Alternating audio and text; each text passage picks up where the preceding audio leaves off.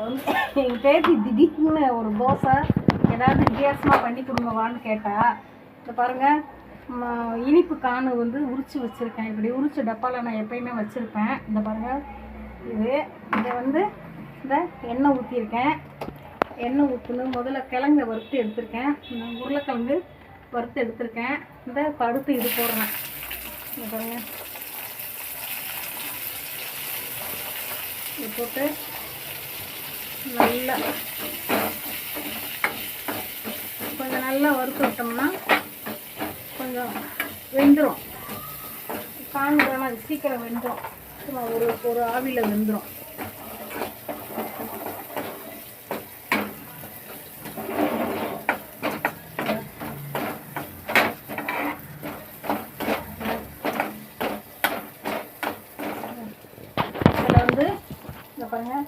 இதில் வந்து பட்டை கிராம்பு லவங்கம் எல்லாத்தையும் வச்சு நுணுக்கி கொஞ்சம் மிளகாய் பொடி மஞ்சள் பொடி கொஞ்சோண்டு தனியா பொடி லைட்டாக போட்டு எல்லாமே மொத்தமாக ஆட் பண்ணி இந்த உப்பு எல்லாமே போட்டு இதில் பாருங்கள் இந்த ஸ்பூனில் வந்து அரை ஸ்பூனு நான் ரெடி பண்ணி வச்சுக்கிட்டேன். அவசரம், இது அவசர தோசை. ஒரு அவசரமாக என் பேத்தி கேட்ட உடனே சரி இரு உனக்கு ஒன்று ஏதோ ஒன்று பண்ணித்தரேன் அப்படின்ட்டு இந்த பாருங்கள் இந்த இனிப்பு காண நல்லா இப்படி வறுத்துட்டு இந்த இனிப்பு காண நல்லா லேசாக எண்ணெயில் போட்டு வறுத்துட்டு வெந்துடும். இந்த பாருங்கள் அடுத்து பொடியை காரம் எல்லாமே இதில் காரம் உப்பு இனிப்பு எல்லாமே இருக்கும். போதுமான அளவுக்கு எல்லாமே இருக்கும். இந்த பாருங்கள் இந்த உருளைக்கிழங்கையும் வறுத்து வச்சுருக்கேன். இந்த பாருங்கள் இந்த உருளைக்கிழங்கையும் வறுத்து வச்சுருக்கேன். இந்த பாருங்கள் தோசை ரெடியாக இருக்குது. இந்த பாருங்கள் இந்த தோசையில் இந்த காணை இந்த பாருங்கள் இந்தாங்க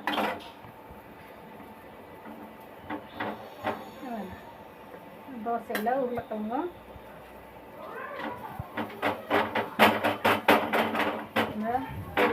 தோசை அப்படியே எடுத்து சாப்பிட வேண்டியது.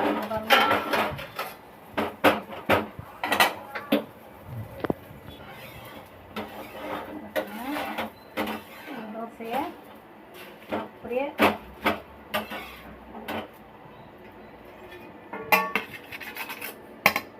தோசை அப்படியே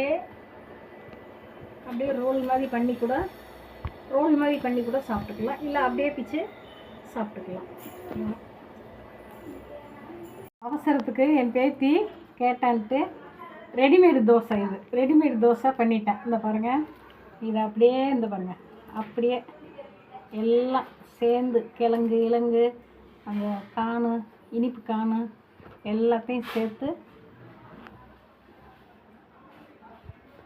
அரிசி மாவு அந்த தோசை மாவில் அந்த மாவு புளிப்பு உருளைக்கிழங்கு அந்த காணு இனிப்பு காரம் கறி மசாலா பொடி எல்லாம் போட்டுக்கனால ரொம்ப டேஸ்ட்டாக இருக்குது. நீங்கள் சமைச்சு தோசை ஊற்றி பிள்ளைங்களுக்கு கொடுத்துட்டு நீங்களும் சாப்பிட்டு பார்த்துட்டு சொல்லுங்கள்.